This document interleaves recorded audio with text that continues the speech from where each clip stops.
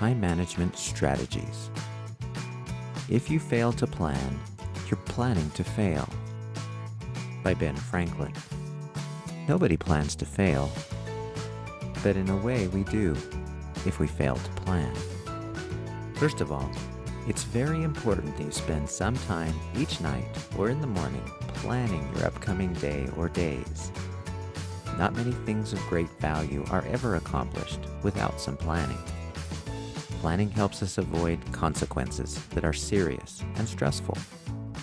Without planning, our lives feel the way I felt that day at the beach when I was body surfing and continually getting slammed to the ocean floor, wave after wave, almost drowning and completely out of control. If, however, you plan your days ahead of time and decide the most important things to do, you can ride the waves and enjoy them. Planning involves knowing what you want and deciding the appropriate steps to get it. Dr. Covey taught the principle of putting first things first. The essence of this principle is that in the hustle and bustle of doing many little things, the important things in your life might be at risk.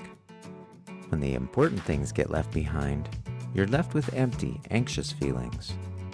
The quote by Thoreau recognizes this dilemma. It's not enough to be busy. So are the ants. The question is, what are we busy about?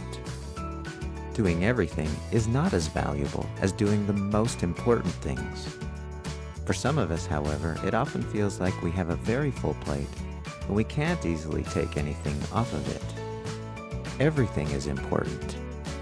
Some of the items on our plate seem altogether too big by themselves, let alone in combination with everything else we have to do. Does this sound familiar? It's very stressful.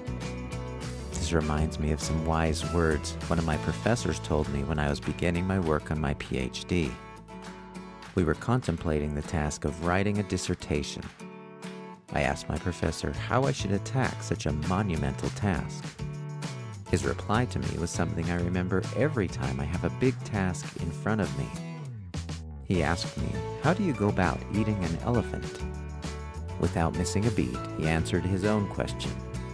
One bite at a time. In other words, divide large projects into a bunch of small, easy-to-manage tasks. As I followed his advice and divided this massive undertaking into much smaller, manageable pieces, I was able to not only complete my dissertation, but also do it with much less stress.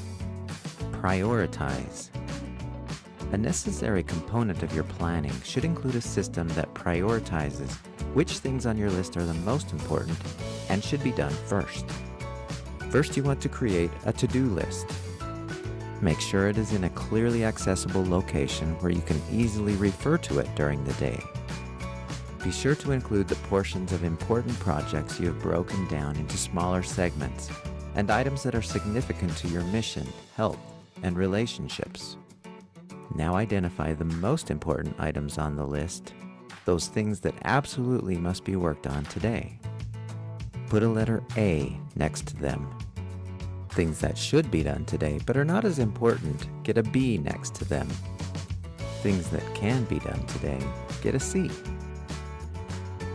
Now go through each group. Look at the A group, identify the very most important item and place a 1 next to it. The second most important item in Group A gets a 2 next to it. Number all of the A's in order of their importance and necessity in getting accomplished today. Then do the same thing with the B and C groups. Here is an example of how a prioritized daily plan might look. You focus on the A items in order of importance. Do item A1 first, then move to A2. When you're finished with the A group, move to complete the items in the B group in their order of importance. Any items not completed are moved to another day's to-do list. There are many variations of this method that you could try, but regardless of the method, it is imperative that you prioritize. In addition to the need to plan, manage, and prioritize is the requirement of following through on your plan. The natural inclination with the to-do list is to do the easiest and most enjoyable items first. Most people procrastinate the difficult and unpleasant tasks. Sometimes these are high-priority items that are also very important.